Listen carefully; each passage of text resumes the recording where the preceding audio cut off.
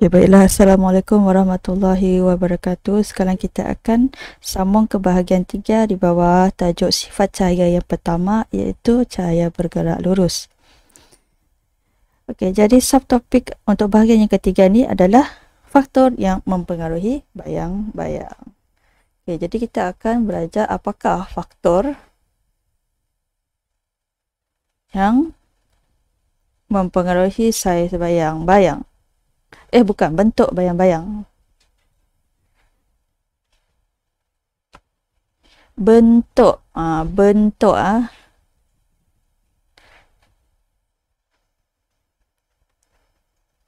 Jadi sebelum ni kita belajar faktor yang mempengaruhi saiz bayang-bayang. Sekarang kita akan lihat bentuk. Kalau saiz tadi besar ataupun kecil. Besar ataupun kecil. Kalau bentuk dekat sini, contoh daripada bentuk segi empat mungkin boleh jadi segi tiga. Bulat boleh jadi segi empat tepat. Okay. Jadi kat sini kita fokus kepada bentuk. Okey, apa yang menyebabkan bentuk saiz bayang-bayang itu berubah? Okey, kita lihat buku teks buku surat 93.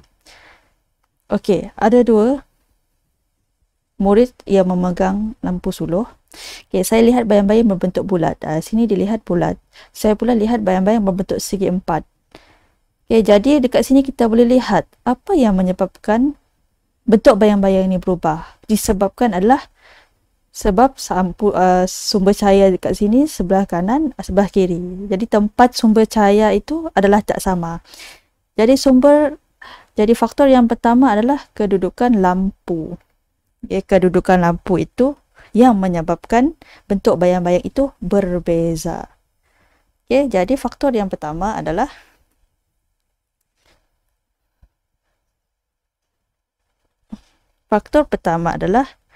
kedudukan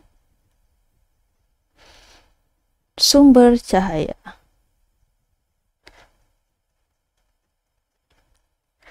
Okey, kita lihat dialog yang seterusnya. Selain kedudukan lampu yang berbeza, bagaimanakah kita boleh mengubah bentuk bayang-bayang? Ada satu lagi faktor. Kita mungkin boleh mengubah orientasi objek tersebut. Okey, orientasi objek. Apa itu orientasi objek?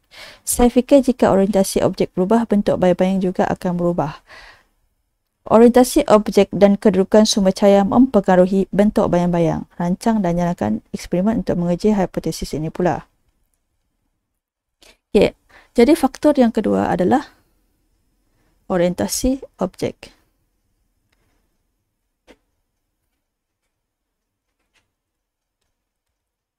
Okay, apa itu orientasi objek?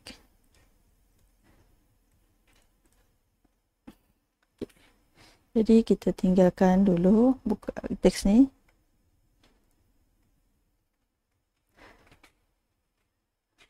Okey, jadi kita akan bincangkan berkaitan dengan faktor yang pertama terlebih dahulu. Saya akan berikan situasi kepada anda. Situasi pertama. Cuba alihkan ni dulu.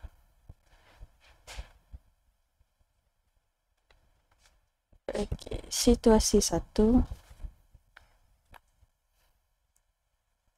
Kita guna marker lain.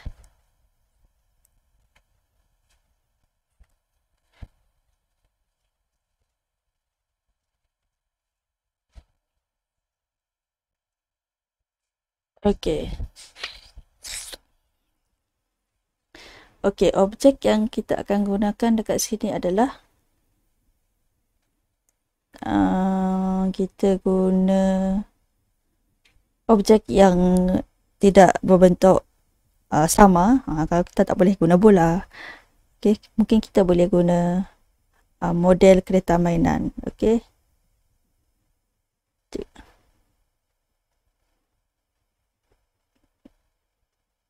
Okey. Jadi cikgu pun copy ni.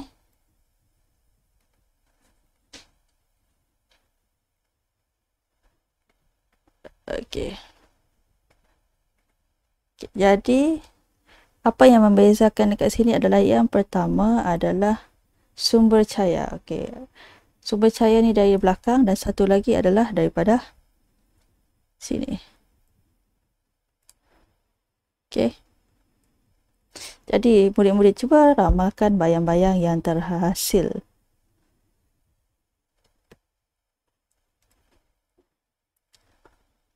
Okey, kalau dari sini bayang-bayang yang terhasil adalah berbentuk lurus macam ni. Macam ni. Kalau sini bayang-bayang yang terhasil adalah macam ni lah, macam bentuk kereta.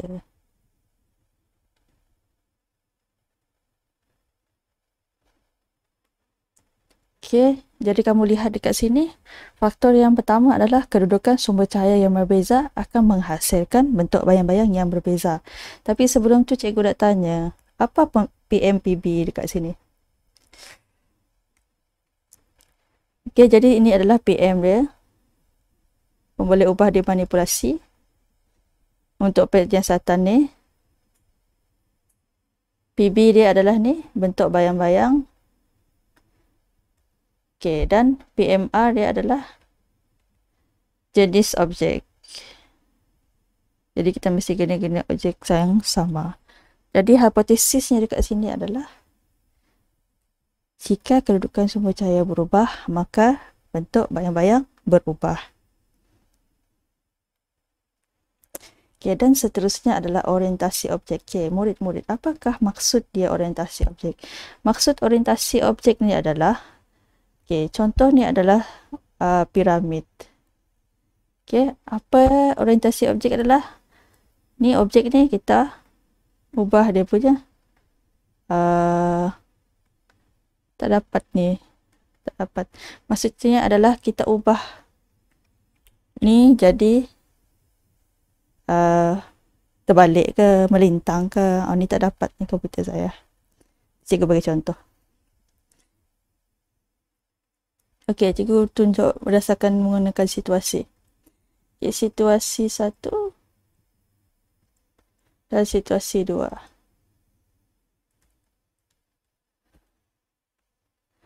Seperti cikgu mungkin boleh guna piramid tadi. Okey, kemudian piramid. Piramid ni cikgu jatuhkan. Kecil sangat.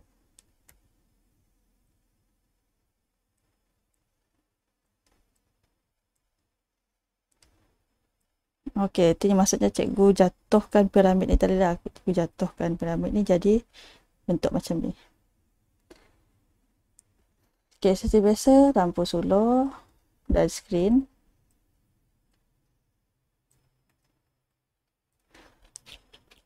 Okey, jadi apa bentuk bayang-bayang yang terhasil? Okey, jadi dekat situasi 1 ni adalah bentuk segitiga. Yang ni bentuk segi 4. Okey. Okey, ni piramid 4 sisi ni, 4 sisi. Cikgu bayangkan ni piramid 4 sisi. Okey, jadi dekat sini kita boleh katakan bahawa orientasi objek itu yang menyebabkan bentuk bayang-bayang berubah. Kalau kita lihat situasi nombor 1 ni, bentuk segitiga. Kalau dekat situasi 2, dia jadi segi 4. Sebab apabila objek ini kita ubah dia punya kedudukan lah. Kita boleh katakan dia kedudukan. Okey, so apa PM dekat sini? PM-nya adalah orientasi objek. PB masih sama bentuk objek.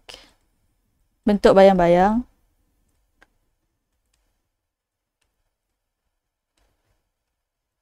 Dan PMR adalah size ataupun jenis objek.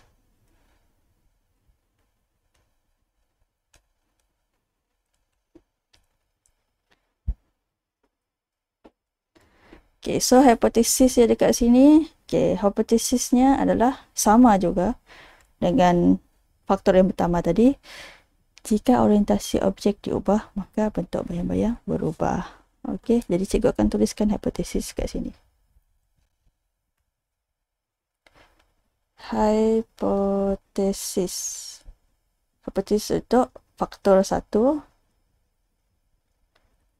kita guna jika maka.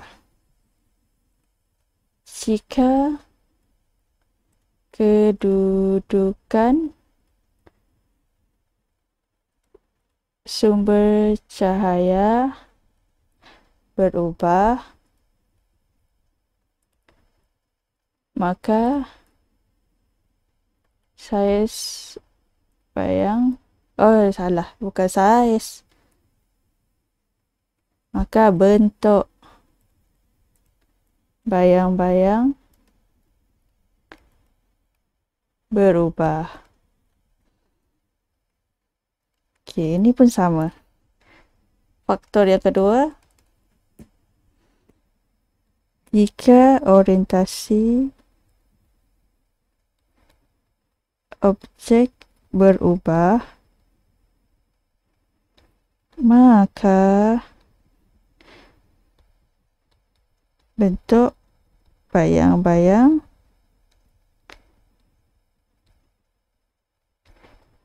berubah. Okay, jadi lihat kat sini, apa yang membezakan dia adalah ni. Okay. Jadi ini adalah hipotesis sebab soalan dalam buku teks nanti tadi tanya rancang dan jalankan eksperimen untuk menguji hipotesis. Okay. So, sampai di sini saja untuk tajuk sifat cahaya yang pertama. Okay, kita dah selesai untuk sifat cahaya yang pertama, iaitu cahaya bergerak lurus. Okay. Okay, sekian. Assalamualaikum warahmatullahi wabarakatuh.